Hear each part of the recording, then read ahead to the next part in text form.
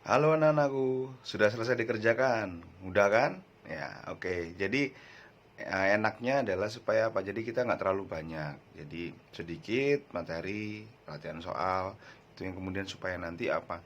Supaya memori kalian itu tidak hilang begitu saja maksudnya. Jadi ada jadi dengan short term memory tadi memudahkan kalian untuk bisa menjawab pertanyaan-pertanyaan evaluasi tadi, gitu ya.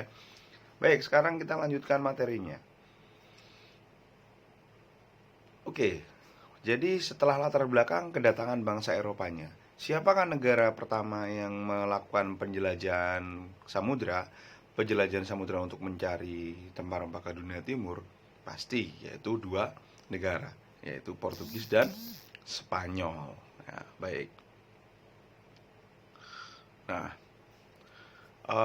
jadi Portugis sama Spanyol, kemudian kalau misalkan setelah Portugis dan Spanyol nanti ada beberapa lagi negara yang masuk ke, atau istilahnya masuk ke Indonesia, itu adalah nanti itu kemudian Inggris, dan kemudian di situ Perancis. Loh, siapa Perancis ini? Kok pernahkah Perancis masuk ke Indonesia? Sebentar, nanti kita akan bahas. Nah, negara berikutnya atau bangsa berikutnya adalah bangsa bangsa Belanda. Baik ya. Nanti ada penjelasannya kenapa kok kemudian Perancis ini ujuk-ujuk kok bisa bisa kemudian dikatakan eh, termasuk kekuatan asing yang masuk di Indonesia. Ada alasannya ya. Oke, kita lanjutkan. Nah, baik. Jadi ini kemarin sudah saya bahas penjelajahan samudra. Penjelajahan pertama itu adalah bangsa Portugis.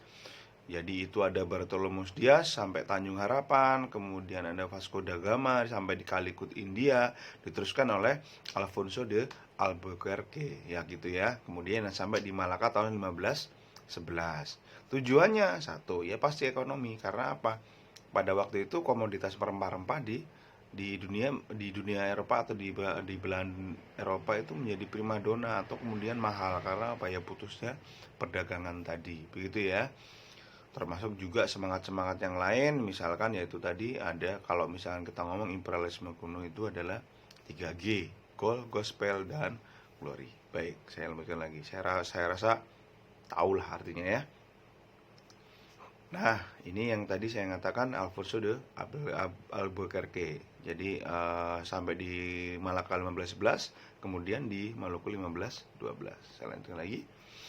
Kemudian untuk Spanyol, ini kemarin sudah saya bahas bahwa ada perjanjian di antara Spanyol dan Portugis.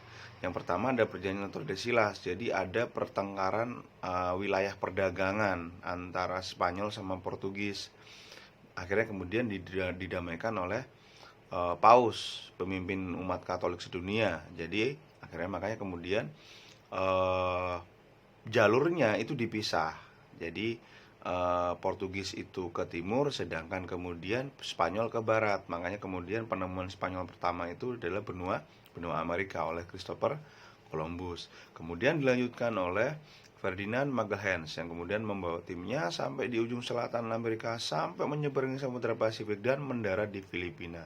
Ketemulah kemudian dari Filipina dengan Portugis di Maluku, seperti itu ya. Di sini. Jadi Ferdinand de Magellan sendiri ini posisinya dia tewas di Filipina karena konflik dengan penduduk lokal. Nah, pelayarannya dilanjutkan oleh Sebastian del Cano ini.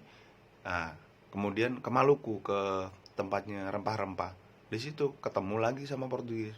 Akhirnya konflik lagi, sehingga kemudian Paus pas waktu itu juga akhirnya mendamaikan lagi, dan perjanjiannya diperbarui dengan perjanjian Saragossa. Jadi Spanyol kembali ke Filipina, sedangkan Portugis tetap di Maluku. Kita lanjutkan. Nah, kemudian sampai sejauh mana pengaruh dan kekuasaan kolonial Portugis di Indonesia? Jadi sama sebenarnya. Jadi Portugis, Spanyol itu adalah negara-negara yang kalau bisa dikatakan imperialisme kuno.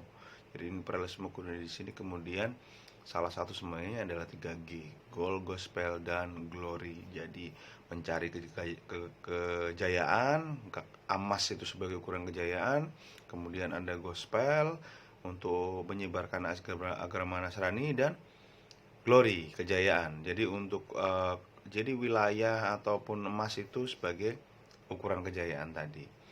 Nah, bagaimana caranya kemudian? Yaitu tadi dengan mencari sumber rempah-rempah dan pemasukan negara yang besar.